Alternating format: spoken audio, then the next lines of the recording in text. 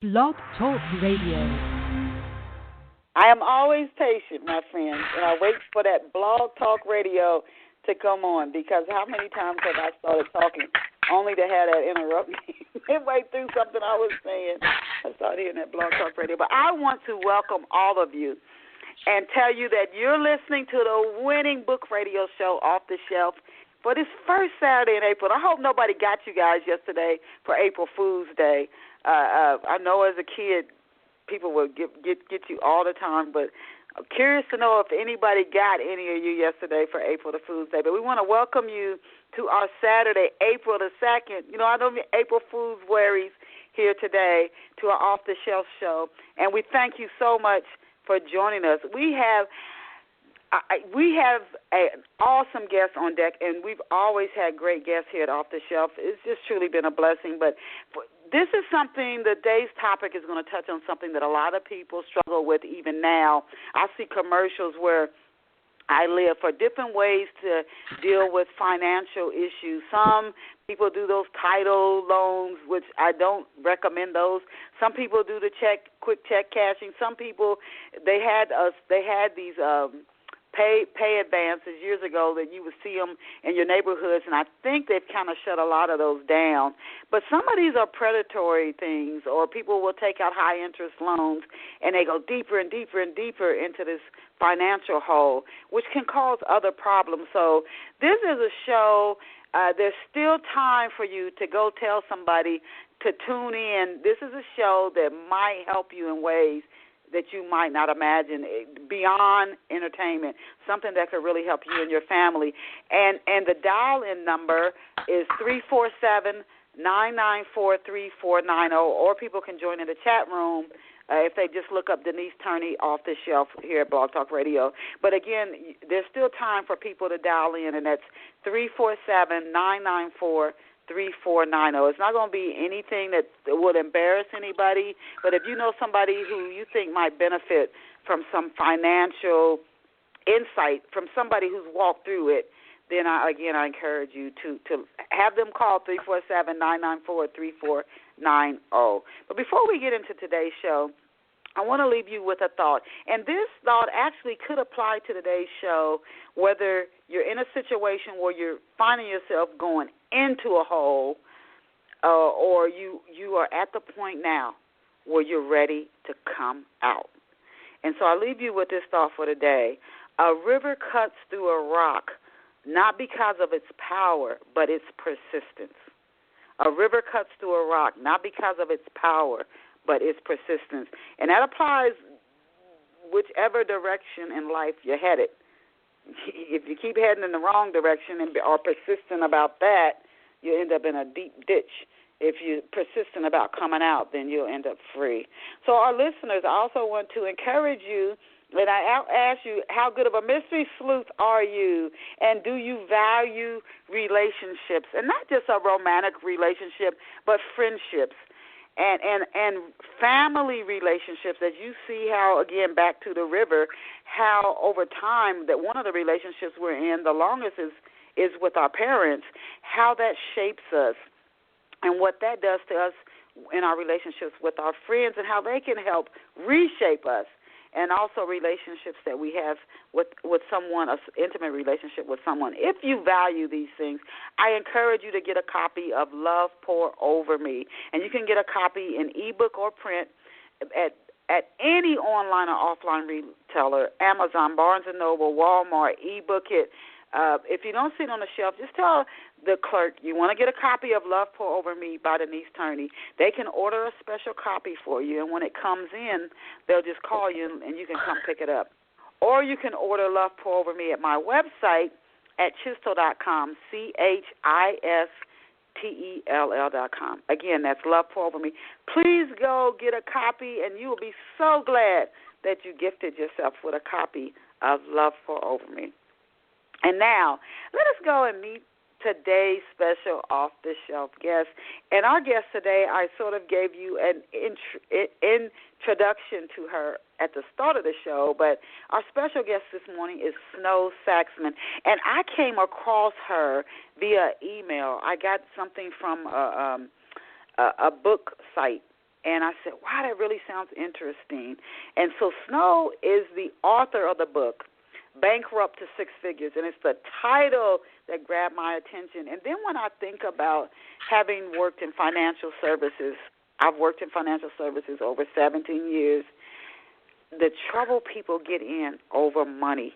So this is a topic that applies to so many people, whether it doesn't just apply to people who you might think are meet the federal government poverty line, but people earning six figures, millions of dollars, billions of dollars, they can get themselves in trouble with money. So we're just honored to have her with us. Again, she's the author of the book, Bankrupt to Six Figures, and she doesn't just talk about how putting God, number one, leads to success in every area of our lives. She's actually living this out. At 25, Snow was a millionaire, and this is the place where a lot of people think, I've got it made financially. I'm done. I have no more financial worries. But 10 years later, Snow Saxon was bankrupt. Today, she earns a six-figure income. So how does she get out of that? She knows that simply getting a lot of money isn't enough if you don't know how to manage money. And she says at her website that with God's help, I've been able to channel a painful past into a purposeful future and help other women with my unique gifts and talents. And you can check Snow out online at snowsaxman.com, and that's SNOWESAX, like xylophone, XMAN.com. SNOWES, S as in Sam, AXMAN.com, snowsaxman.com. And I encourage you to go over there now, even as you listen to the interview, so you can learn more about her services and different services or consulting work she does that you might want to take advantage of or just learn more about. So welcome to Off the Shelf, Snow. Thank you so much for having me. I'm really excited to be here and to share. We are honored to have you. As I was telling you, I received an email, and it's just the title, Bankrupt to Six Figures, is really like grabs your attention, and it's something that people really need to hear because there are a lot of predatory services out here as well that say I can fix it, I can make it all right for you, consolidate your credit, make everything right. And I'm not saying all these services are predatory, but some of them are. So it's good to have somebody who's not going to charge you interest through the roof and end up putting you in a bad, worse situation here with us on Off the Shelf. Your story is inspiring, Snow. So before we launch in today's show's questions, this is something that we do with each of our guests. Could you tell our Off the Shelf listeners where you grew up and what life was like for you growing up so our listeners get a little backstory on you? Sure, of course. So I grew up in Virginia Beach, Virginia, and I grew up in a very well-to-do home. My dad was an executive, so we had one of the biggest houses in the neighborhood. My parents drove Mercedes and Cadillacs. My mom was a stay-at-home mom and a socialite, and I had one brother. I grew up going to the best schools, and we pretty much had everything. I had a really great childhood as far as that goes. However, I was being sexually abused by a male family member from the time I was probably about 2. It's actually the earliest memories I have. And it went on until I was about 16. And it was because of that led me to make some really wrong decisions in my personal life. And also what really led to the bankruptcy. A piece of the bankruptcy was tied to that as well, on top of, not managing money well. So that's how I grew up. I went to college. I got a degree in accounting. I always wanted to be the chief financial officer of a major corporation and run it from the managerial side of accounting, which means that you're looking at financial statements, you're looking for growth opportunities, and you're running a company, from the finances. And so that's what I always wanted to do. So I graduated from college. I got my first job at Walt Disney World because I moved to Florida after graduating college. I actually was married, had a baby, and then got divorced while in college, and so I just could move and away from where I had grown up to get away from my abusive ex-husband. And so I moved to Florida, got my first job as an accountant at Walt Disney World at 22 years old, and it seemed like the perfect job. My daughter was 2 years old. She was going to Disney school, like she was going to preschool on Disney property. I was going through the gates of Walt Disney World every day for work, but within a few months, I literally figured out that working for someone else was not for me. I just could not. I did not like not being able to control my time and control my income. I got my first raise, and it was $1 an hour, and my whole life flashed before my eyes, and I thought, I can't do this for 40-some years, and so I left and I went back to graduate school to get my master's in business, and then I started my first business doing consulting for small businesses, helping them form their businesses, do the accounting setup, plan for taxes. So I've literally been an entrepreneur for over 17 years. So that's a little bit how I got started and where I came from. Wow, interesting story. Oh, my goodness. Very, very interesting. Something that you said, well, two things, what happened when you were 2 years old, and it is really inspiring that you love yourself enough to care for that 2-year-old you and get yourself where you are today. I think that's a credible sign of self-love, that you didn't leave yourself there, and that's just amazing. But also, when you said you realized so young, $1 an hour raise, do you know how many of us would tell ourselves that's good that you got anything at all? Your perspective on it it speaks volumes for not only where you are, but how other people, I think of the Anthony Robbins and the different people, the Lisa Nichols, you could go on and on. They're like, no, I want this. I want more. I want something else. They see it right away, and they don't just settle for what the average is, and they should just be happy with it. So I really commend you on both of those things. Now, $1 million, Snow, by age 25. That's the status that so many are striving for. You hit it, $1 million by 25. I mean, that's impressive. You started your own companies. That's how you earned your financial wealth in your early 20s. What did you specialize in? You got $1 raise. You go from that to a millionaire. What did you specialize in that you generated that type of income? Great question. Thanks for asking, and thank you for your compliments as well. So I started my first business, like I said, doing accounting setup and helping people form companies. And one of my first clients was my second husband, who's my husband, today. And he was starting his first business. And I actually had another client who was in construction and real estate. And my husband was getting out of the military. He was an officer, and he was getting medically discharged and retired early. And so he got a large lump sum of money. And my other client, who was kind of, like you said, a predator, saw that he had a lot of money and offered him an investment opportunity into his construction and real estate company. And so my husband gave him the money, and my husband was basically going to be the financial backer. He gave him a large lump sum of money, and then he went out and got 3 construction perm loans in his name. So my other client was going to do all the construction work, and my husband would be the financial backer, and they would split the profits for these properties that we were going to build. So this was back in the year 1999 to 2000, so right before the economy really started to boom and then crashed years later. And so the guy that we invested with, basically within a couple months, we realized he had just spent the money on his own personal stuff and then basically took off. And my husband had these 3 construction perm loans that were in his name. So he already had bought the land, and he had a loan to build these properties, but the guy was basically gone, and of course we wouldn't have trusted him at that point where we realized he had spent, $50,000 on nothing. And so we really had no choice but to build these homes. And my husband had an engineering background, and of course with my, business gifting and financial gifting, we just started to build these homes. And out of building those homes, my husband's natural gifting of influence and management, along with mine, we were able to build a multi-million-dollar construction real estate company. So by the time I was 25, I was a millionaire, and it was amazing. We had more money than we knew what to do with. However, wow. Yeah. So that's basically what we did through construction real estate. I'm hearing a theme come up with you.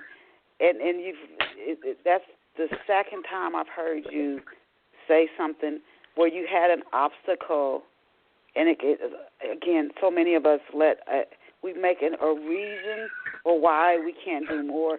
You seem to have some part of you, which is a blessing, that no matter what the situation, and sometimes we don't see these things in ourselves, but you will find a way out of it, over it, through it.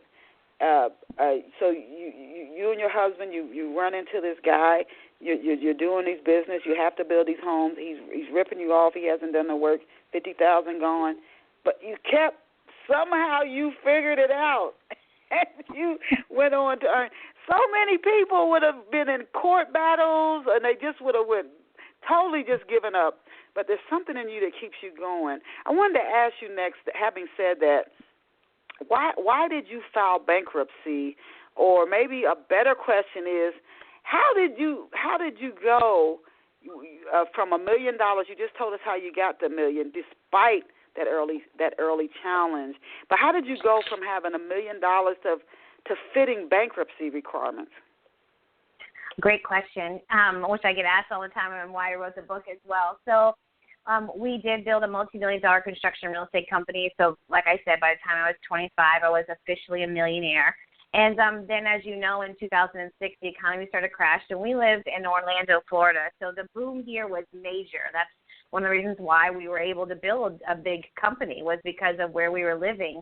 And when the economy started to crash, I think at the time there were 1,400 builders in the Orlando area, which is huge. And so we began to, obviously not be able to find as much work. And I knew what was going to happen, and so did my husband, with the bubble bursting, because we couldn't build homes fast enough. And homes here in Orlando were literally a $100,000 home became a $300,000, a $400,000 home. And based on, studying for my master's in business and understanding economics and finances, a normal area where a $100,000 home would be, the economics, like the amount of money that's in that area, cannot support a home now being valued at $300,000 or $400,000. People can't even afford the taxes on that. And so I saw what was going to happen. And my husband and I basically kind of got caught up in, well, you know what, it's just going to keep getting worse. It's going to keep getting worse. So really, what's the point? And the truth is that we actually ended up not showing up for ourselves anymore and buying into our own lie that there wouldn't be enough work for us, instead of trusting God, really, instead of saying, okay, well, God, is this what you have for us? And if it is, then we firmly believe that you can provide for us. And so we got into a lack mentality. And so by the time, we were 30s older, we were actually living on food stamps. Our kids were on Medicaid. We were on government assistance. We literally were creating almost no money. Like, there was several months where we created no money. In the entire year, we probably created $10,000. Now, God provides for us. He is so amazing, as he always is. Like, we're living in a nice home still and not having to pay the mortgage on it. So, God was providing in ways to take care of us, but we weren't showing up for ourselves. And I know what God has promised me personally, and my husband, I know it's in his word as well. And so after a few years of this, I finally just cried out to him one day, and I said, God, I don't understand what you're waiting on. Like, I'm doing what you're telling me to do. We're praying, we're believing, we're giving. When we have no money, we give things, we give our time. I know what your word said. I know we're not supposed to live broke. Like, this is not what you intended for us to do. Like, regardless of what anyone says, even a job that keeps you just above broke is not what God intended. And so I cried out to him and asked him what he was waiting on to bless me. And this is only the second time I've ever heard him audibly speak to me. Like, I heard him in my ear say, no, you are not waiting on me. I am waiting on you. And I literally, turned my head, what? The problem is me? And he was like, yes. And God began to reveal to me it was my own lack of mentality that had driven us down this road of bankruptcy, living on food stamps, and really just not showing up and using the gifts and talents he had given us, and really trusting him and stepping into what he had already given us. And that's what happened. Wow. Oh, my God. What a story. You have stories within stories. Because I was going to ask you, did you start to see, and I think about our listeners when I ask questions, but I was going to ask you, did you start to see your savings money? And you said, yeah, you started to see, when the market was crashing, you started to see it coming. But so for a lot of our listeners, they might be able to see that they've bounced a few checks. They might be able to see that they went to withdraw something out of their ATM and they didn't have it. They can see that things are starting to shift. But did you see this, when you look back now or even then, was there something you could have saw that if you could have done something differently, you wouldn't have gone as far as bankruptcy? Yes, absolutely, and that's the whole point of why I wrote the book, and it's part of what I teach now, whether I'm doing an event or a group program or one-on-one. The whole point is what you focus on is going to grow. And so what we started to do was we started to focus on the lack. We started to focus on the lack of money not coming in. We started to focus on the bills that were late. We started to focus on the negative bank account. Instead of focusing on ways to create more money, all we were doing was focusing on what we didn't have. And neuroscience, which is the study of the brain, which is what a lot of my teachings are based, is now proving, literally, you are changing the shape and the texture and what's happening when you're thinking, but also when you're a believer and you really put God first. If you understand His Word, He's told you this all throughout His Word as well, that to only think of things above, to take every thought captive, to guard your heart, guard your ears, watch your inner circle. He's telling you these things because your brain is so powerful. It's receiving so much information on a daily basis, and it's actually being conditioned every single second of the day. And if you don't condition it intentionally, then everything else and everyone is going to condition it for you. And so what I started to condition my mind to think was, there's never enough. There's never enough. I don't know when I'm going to get more money. Instead of saying, God, how can I? God, what do you want me to do? How can I make more money? And I constantly tell my clients to focus on the money, like focus on creating more money, not the bills, not the taxes, not the debt. Yes, you have to be aware of it. We don't ignore it because we have to actually create a plan, but the focus has to be, how can I create more money, not, oh, I don't have any money. Yeah, the way the brain works as well, whatever you tell it, it's going to spit right back out to you. So when you say things like, I never have enough money, your brain goes, yeah, you're right. You never have enough money. Your bank account's always negative. You can never pay your bills on time. You're right. You never have enough money, because that's how the brain is designed to respond to you. But when you say, how can I create more money, the brain will say, oh, well, you could sell that and start a business, or how about you do this, or how about, there's money there that you didn't use, and it will start giving you ideas. And so what you focus on is so important every single day. Now, where and when did you get the idea for the book, Bankrupt to Six Figures? You're going through these experiences. Where did the idea to write this book come from? Well, I always kind of thought I was going to share a lot of my story. But when I first began to share my testimony of what God did personally in my life, I met with the president of a company to share my testimony. And when I shared it with him, he said, have you ever thought about writing a book? And I said, well, kind of. And he's like, no, you need to write a book.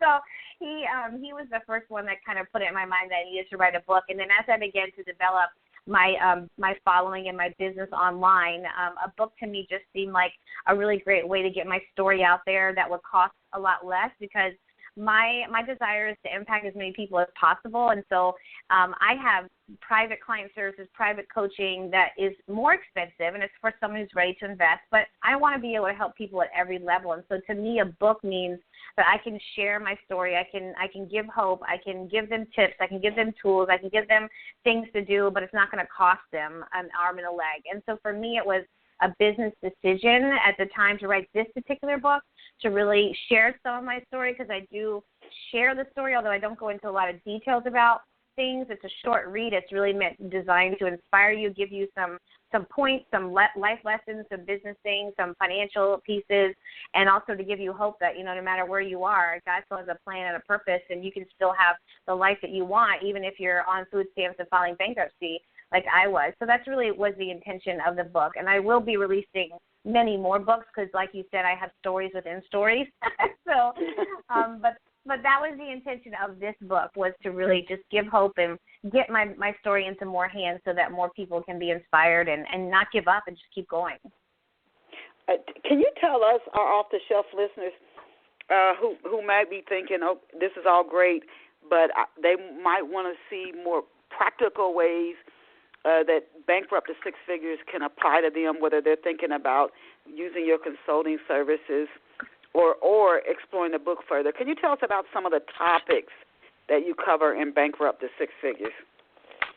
Sure, of course. So I do go over, like I shared, my story and like I share in the foreword of the book, especially if you're in business, but even your financial story. If you're an employee and you're not yet a business owner, the truth is your personal growth is directly related to your financial growth. And so I share my story because part of the lack mentality and part of what was happening at certain stages while we were living on food stamps and having to file bankruptcy is my self-image. The way I viewed myself wasn't, how God viewed me, and it was because of all the trauma that had happened to me, all the bad things that I was holding on to. And so I do share my personal story because they are connected. You really do have to grow yourself, and then you can grow yourself financially and spiritually. It's all connected. That's why the subtitle of the book is One Woman's Journey of Emotional, Spiritual, and Financial Transformation, because they truly are all connected. You've got to grow yourself emotionally, spiritually, and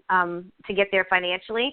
So I do share my story, and then intertwined in my story, I do share God points, and I do share business points. And so I share how I was able to create one seamless, magnetic brand using multiple streams of income, which most people will tell you cannot be done, that you need to stick with one thing and nothing else. And the truth is that you cannot master more than one thing at a time because of the way the brain is. You in order to really master something, you've got to focus but once you master that, you can master something else and then master something else, and you can add additional streams of income to your business as long as they line up with your purpose and line up with your brand. And so I share about that. I share financial wisdom in here as well. And so I give a lot of practical things along with actually, inspiring and encouraging and helping people to really take those steps towards freedom. I also share, some of the ways that I've been able to create a multiple six-figure business by things like delegating. I'm super big on you should delegate everything that is not your gift that you don't love. I have a saying, if you don't love it, lose it, because time is the only resource that we cannot get back. Your time is valuable, and you should be focusing on your gifts and your talents and operating there, not only because you'll see more fruit, but because that's where you'll be the happiest. Like, I am results-oriented, but I am not detail-oriented. So my husband is extremely detail-oriented, so he handles all the travel arrangements. I have an assistant, in-office assistant, who handles all my paperwork and all the details. I don't, go to the post office. There's certain things that I don't do because it just takes away from me, and I want to be able to focus on what I love, and so I can really create more, and that's how I'm able to create a multiple six-figure income with 7 children, 2 grandchildren, a husband. We homeschool our 3 youngest children. So the only reason I can do all of that is because I have literally delegated, and so I share things like that in the book as well. Okay. And again, these are, to our listeners, these are things that Snow has personally experienced. It's not something she researched or not that she hasn't done some research on it to come up with the book Bankrupt to Six Figures. She actually experienced it and lived through it. When you said the multiple streams of income, I heard this actually on the radio recently. I had a writer friend who, I'm going back over a decade, she had a mentor who kept telling her the way to go is multiple streams of income. Mm-hmm. And I heard that the average, it's either the average millionaire or billionaire has at least 7, minimum or average of 7 different streams of income. And when you think about corporations, they may be known for one thing. You may think of one thing when you think of a corporation, but they have different ways to pull money in. Maybe they focus on healthcare, but they might have some type of 3 different services that they use. They might have some tools, practical tools, like something you can hold, like a hammer or a nail or something, some type of a health-focused tool that they sell. They also might get involved in technology. They might have some type of technology, whether it's an app or, again, a tool similar to like an iPhone that they use. They consulting services. They have so many different things. They might all be focused on healthcare, but they have more than one thing that they use to generate income. And it's not until you get into the heart of a big business that you see that. That I don't know of too many big businesses that don't have several different services that might all roll up the same channel. Can you give us a few examples of how most business models encourage workers, because this is something else that you talk about. Can you give a few examples of how, like today's business models, how most of them encourage workers to put career first before family and God, even though we keep hearing about work-life balance? Right, yeah. So most business models encourage us to absolutely put our careers at the front and center of our lives. And as we know, it really shouldn't be that way, especially for women. That's what my personal mission is related to, is women. I believe that women should be the primary influence in our children's lives and families' lives. And so a career or a job or a business that keeps a woman gone 40 to 60 hours a week is not what God intended and not God's best. But that's what most of them encourage us to do. And, you know, you're in a job, and even this happens in businesses, and which is why I coach women in business. They're gone 40 to 60 hours a week, and at the end of the day, they barely have enough time to get their kids to do homework, much less eat dinner together, and they do this 5 days a week, sometimes 6 days a week. And the average family has 2 jobs even today, and so a lot of families are even gone 7 days a week. And so this is not, you know, living the way that God intended. Everyone and everything else is influencing our children and families, and we're not passing on our values because we're not really the ones spending good quality time or enough time with our children and our families. And so that means that everything else that they're attached to, school, you know, social media, the internet, it's what's influencing them. It's the music they're listening to. Everything else is conditioning their mind, and they're hearing from their families less and less because families are gone more and more. And jobs, that's what they want. They want employees to, you know, work more. If you move into management, they want you to work 60 to 70 hours a week and sometimes getting paid the same amount of money. And if you're not in management and you're working a regular job, a lot of them, of course, as we know, with healthcare changes and stuff, you know, some people have dropped down to 25, 30 hours a week, and now they need a second job. So now they're gone the same 50 to 60 hours a week just to be able to make ends meet. And this is just it's not conducive, and it's not offering people ways to develop their purpose or discover their purpose or to live on purpose. And so they're just going through life and they're going through the motions. And most people hate their jobs. They did a statistic that I think 97% of people hate their jobs. And the only reason they're in the job is because they have to pay a car payment. They have to pay rent. Because we've gotten ourselves into so much debt, you know, people are forced. Now we have college loans. People are forced to get these jobs.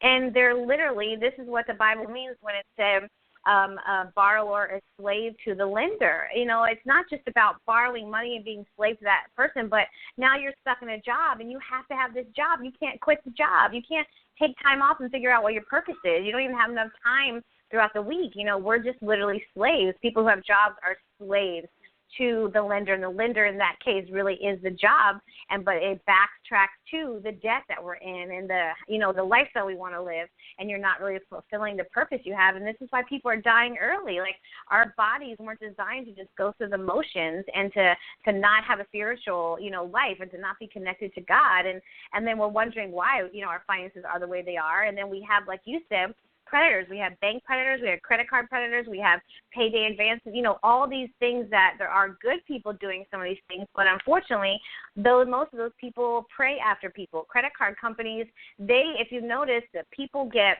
and that's what happened to us, people get the most amount of credit offered to them when they are at an average credit score because they know that people need the money. They've got pretty good credit, so they most likely are going to attempt to keep paying the loan, but they'll only make minimum payments for the rest of their life. And so they purposely go after those type of people because they understand this in the situation we're in. And instead of focusing on how to create more money, we're focused on let's get debt. Let me use this. You know, now I am a proponent for leveraging debt to start a business, and in business to use it wisely, but not where you are a slave to the debt. You need to master your money. You need to leverage the debt to increase your income, not pay for things or buy things you don't really need or can't really afford yet. You need to use it to create more money, just like tax returns. You know, one of the things that We do, I'm a tax strategist, expert, tax, planner. So we do taxes for people on my team as well. And what I see every single year, and I've seen this for 17 years, is people get a $4,000, $5,000, $6,000, $10,000 tax refund.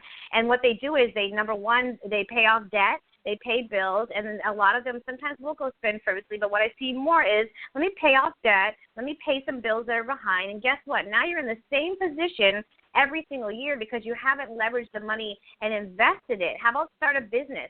How about start a business, create more money, and then you have money to pay those bills, or you have money to pay off that debt. But instead, people pay off the credit card debt, and then they get right back into credit card debt because they haven't increased their income potential. All they've done is pay off debt, and now they're in the same position. And so we really have a backwards, attitude when it comes to work and when it comes to finances and how to handle all of those. Wow. So these are things that, again, the credit cards, and then the reason they're coming after you, they know that you're probably going to be making payments to them for the rest of your life. So you're a real prime candidate. So we don't think about that. We think, oh, they're offering me a credit card. My credit must be good. It must be good. They wouldn't offer me a credit card. So and then the work-life balance. So running a business now is not easy. It's just not easy. So off-the-shelf listeners might be listening saying, that really sounds good.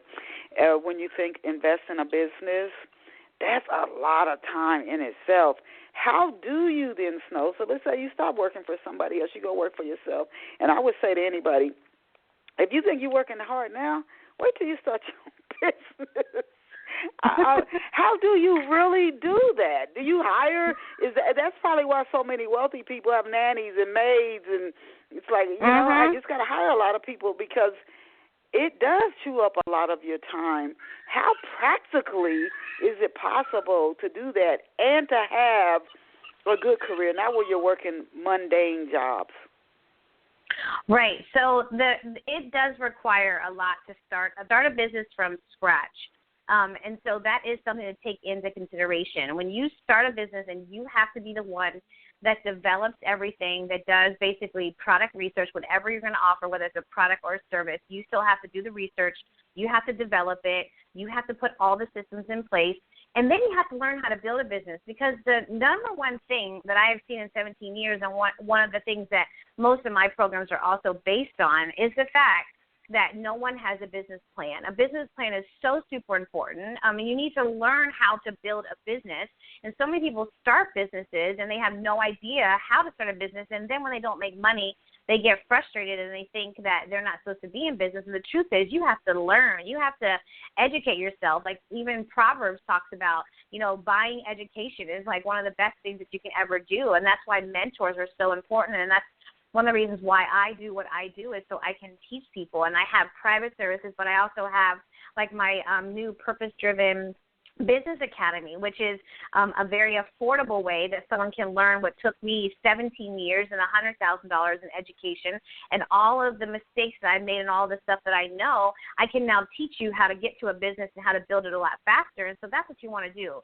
You want to find, a mentor that you connect to that speaks your language and that can teach you what, they know, because literally, I've been millionaire, bankrupt, and now I'm back to multiple six figures, going to million again. Obviously, I can teach you a lot faster so you avoid some of those mistakes. So the number one thing is people need to realize that they're going to have to spend some time. They're going to have to invest a little money in order to really learn it. And going to business school, because trust me, I went to business school, isn't the answer, because they don't teach you in business school how to run a business and how to start a business. They teach you how to manage someone else's business. And so that's a big mistake that a lot of people are making. I mean, when I share I studied for my master's in business, I do not have an MBA. I studied for it. It was halfway through the program that I realized I was already an entrepreneur, and I was halfway through my MBA, and I thought, this is not teaching me anything. It's teaching me how to run someone else's business. And so I made a decision not to continue the degree because it was costing me. I mean, a master's in business is expensive. Yes. And I was just starting. I was not yet a millionaire yet. I started my MBA when I was 23 years old. So I was just in the process, and I was making so much money already that I thought, why would I spend all this money on something that's not teaching me anything? It's teaching me how to run someone else's business. So I made the decision that's not the path for me, so I didn't finish it. And a lot of people think, let me go to school because that's going to be the answer, and that's not always the answer. Yes, it's a path for some people, but when you're an entrepreneur, there is no university that's going to teach you how to be a business owner. And I'm going to teach you how to do that. Other mentors that you may connect with are going to teach you that. And so it's super important to learn, what you need to know so you can have a successful, profitable business. But at the same time, understand that if you're going to start from scratch, it's going to take you probably a year. And so you need to plan for it. Like I have a private program where I teach someone in 6 months that it takes us to develop all the systems.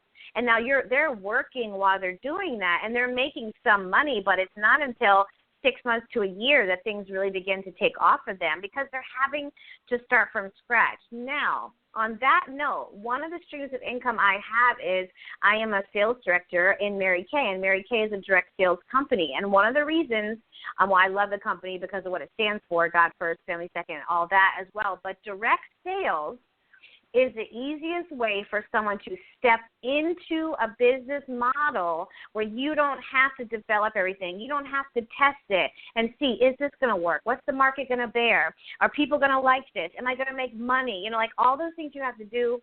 And what I've had to do for 17 years, you don't have to do that inside of a direct sales model. And so there are going to be people that God's given a business idea, he's given a gift, they want to monetize something and they want to start a business.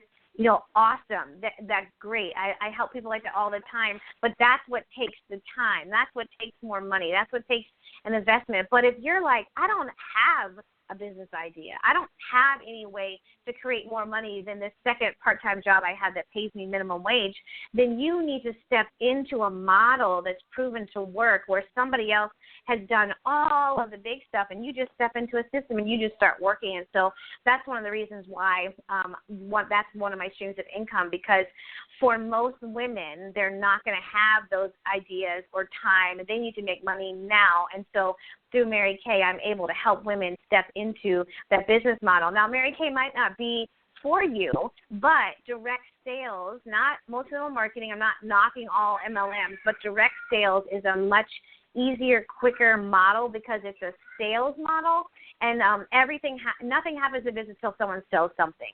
And that's another mindset problem that a lot of people have. I don't want to sell anything, and I hear this all the time in Mary Kay, but I want a business. Well, guess what? When you're in business, you have to sell. Somebody has to sell something. So when I hear women say, I don't want to sell anything, but I want to have a business, then we have to do some other work first, because you've got to change your mindset, because every business has to sell. And so whether Mary Kay might not be for you, but another direct sales model will be the best option for people, because it's about selling. There's real product being sold, and they sell right from the manufacturer. That's why it's called direct sales. And so you're able to make more money without wholesalers and distributors and full retail, like buildings that you have to invest in. So the cost is always less. And so direct sales is a great model for you to step into something so that you're not having to spend all that money, all that time, and maybe you don't, like I said, have that gift idea. And, of course, for me, Mary Kay started the company on the founding principles of God First, Family Second, and Career Third, and her mission was to change women's lives. And it's not about makeup and skincare. That's just the vehicle we use. And so that's in complete alignment with my personal mission of getting women back into the home with their families, because when Mary Kay started, women didn't have an opportunity. 80% of women didn't work. They were homemakers. And so Mary Kay's mission was to give women an opportunity that didn't exist. Well, today, 53 years later, now 90% of women are working, but now we have all these other problems, and they're not making enough money, and they're retiring broke, and they're living paycheck to paycheck and behind, really. And so the role is reversed now. Now it's let me get women back into the home, from what Mary Kay originally intended. But the direct sales model allows that to happen a lot quicker and a lot less expensive. And so it gives that opportunity for people to really live how they want to live, which is God First, Family Second, and Career Third, without having to have this big corporation and all the responsibility and being tied to it, or having to invest all that time and energy to create a big business. Because the truth is, business has been a year, 2 years, 3 years just to create the plan to start a business so it can be successful. So some people don't have that much time. So that is a great option for people, is that direct sales model.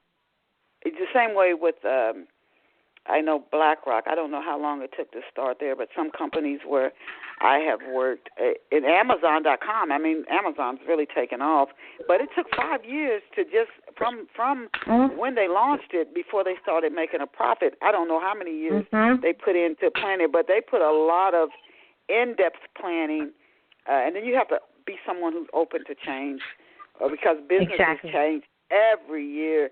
You if not, then your business probably won't survive. Can you give us 2 to 3 signs that a woman isn't managing her finances well? Other than just the financial debt. We know that if you're in debt, and we know that's one.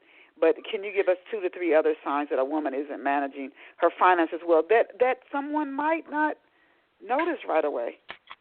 Yeah, sure. So the number one thing is if you're avoiding any money, tax, bill issues. If you're avoiding phone calls, if you're avoiding the bills until the last minute, if you're not paying bills when you know that you should, if you don't have a system, even if you don't have a business, if you don't have a system where you're like my dad. I remember growing up, and once a month I saw my dad sit down at the desk, and he had all of his bills, and he would go through his bills, and he would do his planning, and he would pay what needed to be paid.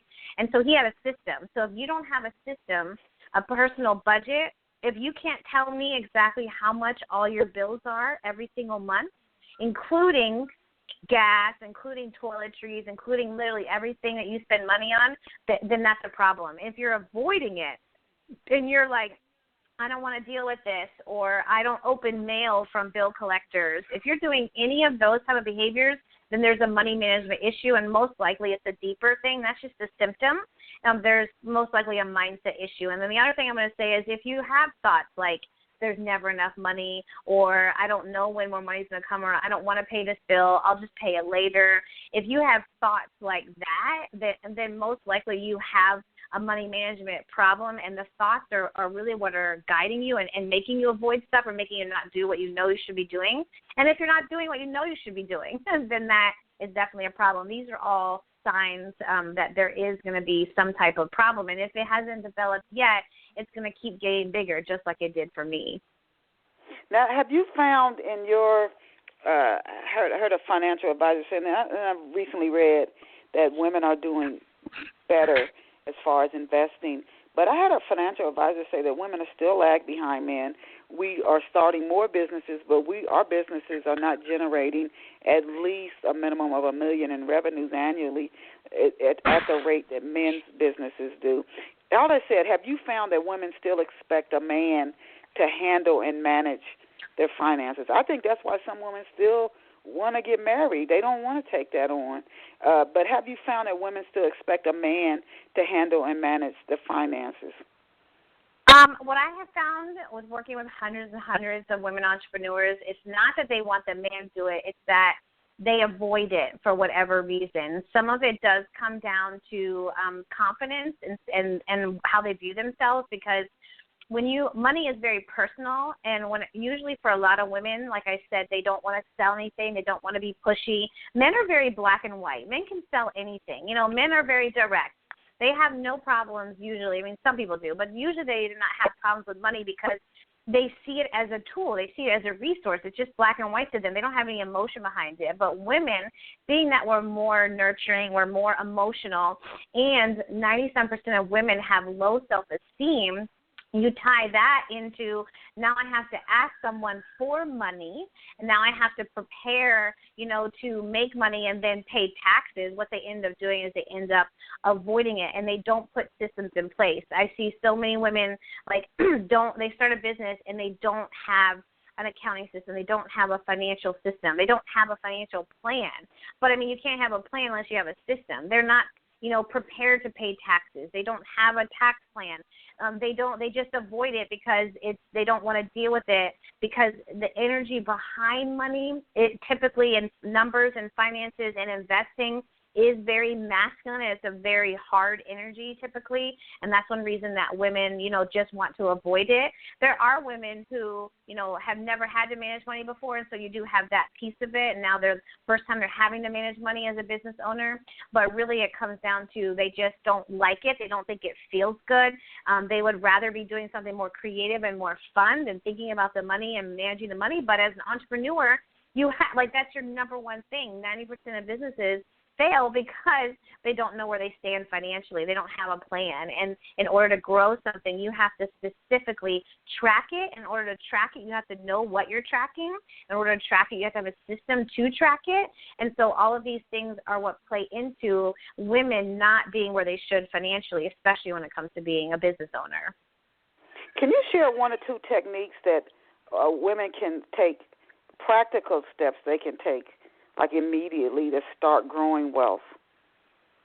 Yes, practical steps is the first thing would be is to write down all of your bills and figure out how much money, whether you have a job or you're a business owner, either way, you sit down and you write out every single bill that you have. You write out everything that you possibly ever pay and how much you need to make every single month. So if you have some bills you pay weekly, some bills you pay quarterly, you're going to need to calculate those on a monthly basis and then figure out, how much you actually need to make, because this is the biggest problem. Again, you cannot create something that you don't know. You can't track something that you don't know. And so the first thing you have to know is how much money do I actually need to make to be able to pay everything that I want. And then once you have that number, then you can say, well, what are some things I want to do? If I want to be able to save, I want to be able to pay off debt, I want to be able to do all these things in life, well, I've got to now be able to figure out what that cost is as well. And so that is the first thing, business owner or not,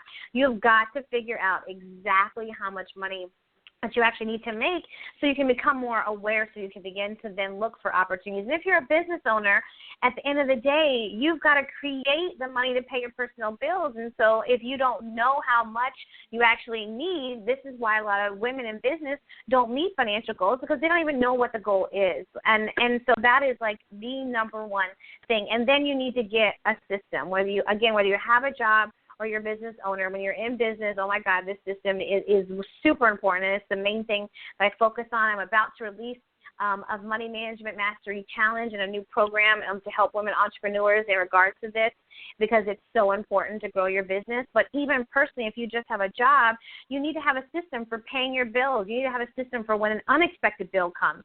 What am I going to do? So you've got to have these things in place so you can really begin to master your money. Okay. Can you tell us, as I told you, the interview, these shows always go so fast. Can you tell us what types of money management services, you alluded to some of them, but what types of money management services do you offer, both online and offline?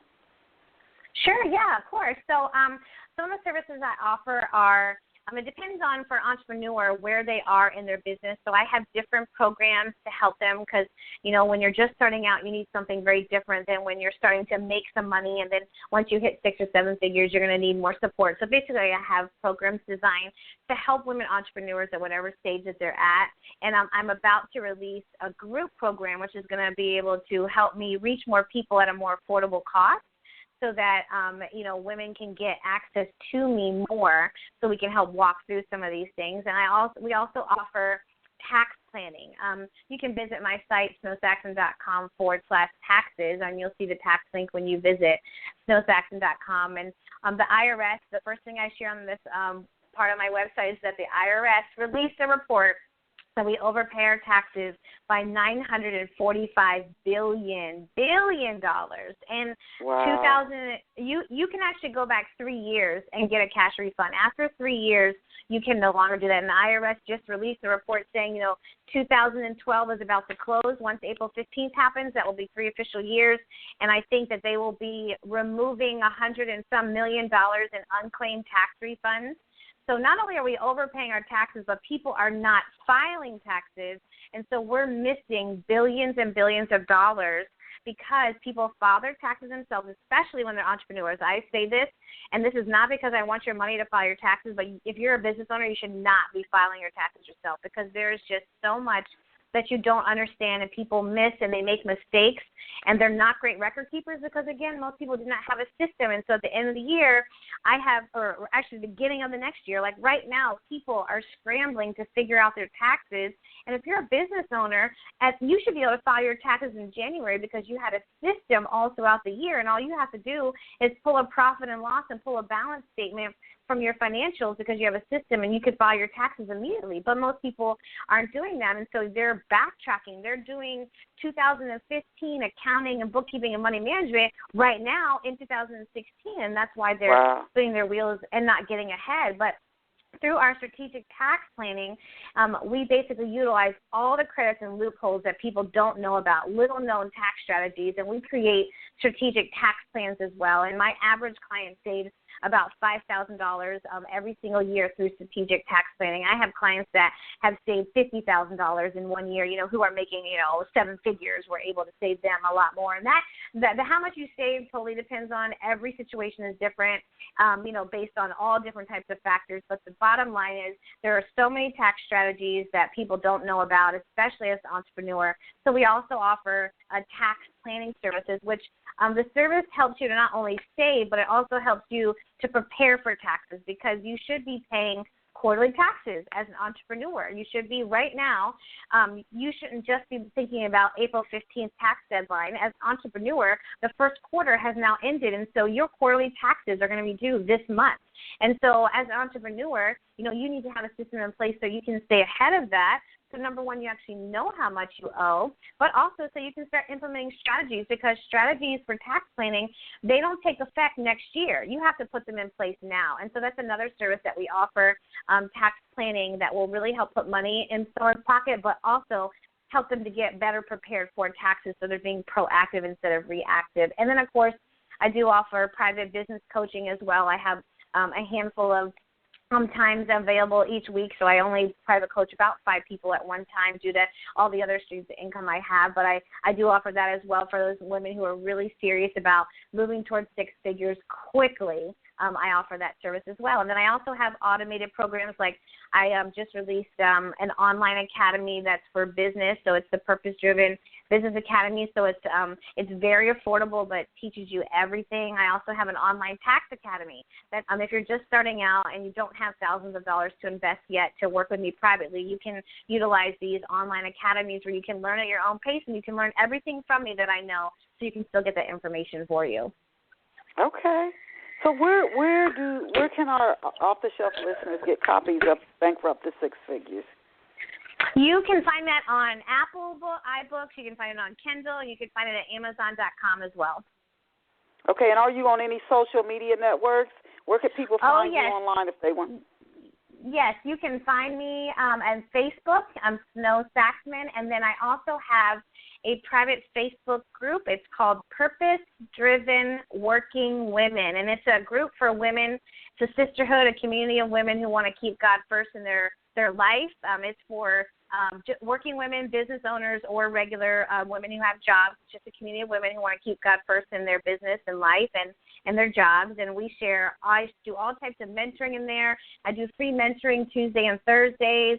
I give all types of resources to my group members. So you can find us on Facebook, Purpose-Driven Working Women. Request access and be involved in our community of women who want to keep God first in their life, and also learn all types of valuable stuff from me. I have all types of free resources and things to help you grow financially, spiritually, and emotionally. We want to thank Snow Saxman for being here with us on Off the Shelf today. She shared a lot of free information here this morning. But if you want to learn more about her and her services, again, you can go to her website, which is snowsaxman.com, and that's spelled SNOWE, S as in Sam, AXMAN.com. Again, SNOWESAXMAN.com, snowsaxman.com.